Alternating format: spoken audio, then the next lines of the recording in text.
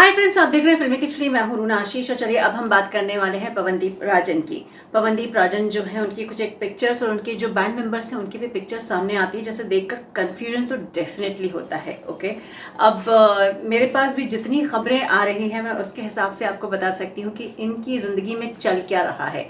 तो फ्रेंड्स, पहले तो जब मैं बता रही हूँ उसके पहले तो आपको दो गुड न्यूज़ आपसे शेयर करने के लिए आ गई हूँ। एक तो जो कह दो है उसका एक पोस्टर सामने आया है। सलीम सलीमान जी जो है उनकी तरफ से एक पोस्टर सामने आया है कि कैसे पवन और अरुणिता की आवाज़ का जादू एक बार फिर से आपके सामने आने वाला है।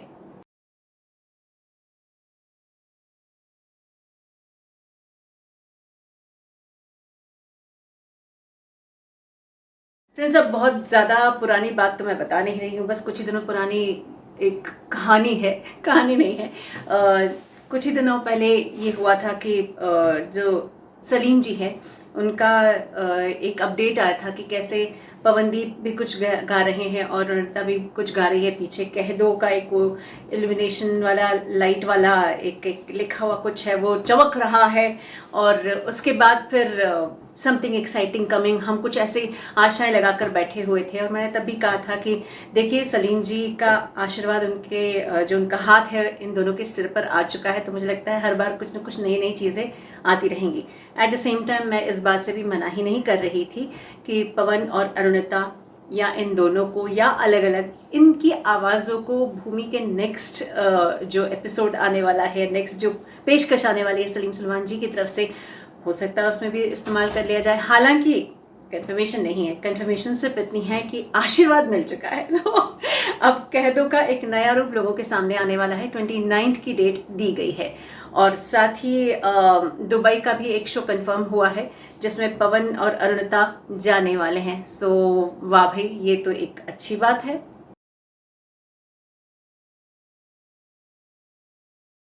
तो चलिए फ्रेंड्स, अब मैं जिस वजह से आई थी, बड़ी वाली वजह आपको बताना चाहती हूँ कि पवन का जो एक पिक्चर सामने आया है कि वो फ्लाइट में बैठे हुए हैं और ये सब है।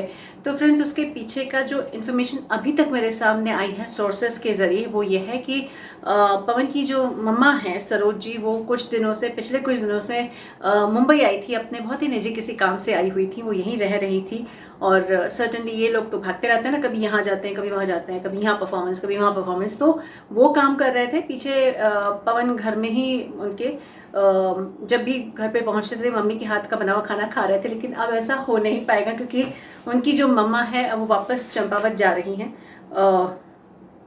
हालांकि मैं इस बात से बिल्कुल इनकार नहीं करती हूँ कि माँ बोली होगी, बेटा मुझे ऐसे अकेले ना छोड़ो, चलो मेरे साथ और तुम एक बार थोड़ा सा और ठंडा हो लो, मुंबई की उमस से भाग के चलो मेरे साथ और उत्तराखंड की थोड़ी सी ठंडी आबो हवा में सांस लो। तो बेटे जी ने अपने मातृ प्रेम दिखाते हुए फ्लाइट में बैठ गए और चले गए हो। लेकिन मेरे पास इन्फॉर्मेशन ये है कि वो अपनी मम्मा को सी ऑफ करने के लिए गए हैं। बाकी मातृ प्रेम और पुत्र प्रेम की ये जो पराकाष्ठा है उसके बारे में मैं कोई कमेंट नहीं कर सकती हूँ। भाई, माँ ने कहा और बेटे जी भागे भागे चले गए तो मैं उसमें इनकार नहीं कर सकती। ओके चलिए, अच्छी बात है। जीवन खुशियों से भरा रहे, जीवन बहुत सारे शोज से भरा रहे, जीवन बहुत सारे बड़े बड़े लोगों के सिर पर आशीर्वाद से भरा रहे। हम तो यही चाहते हैं। हाँ या ना लिखकर बताइए।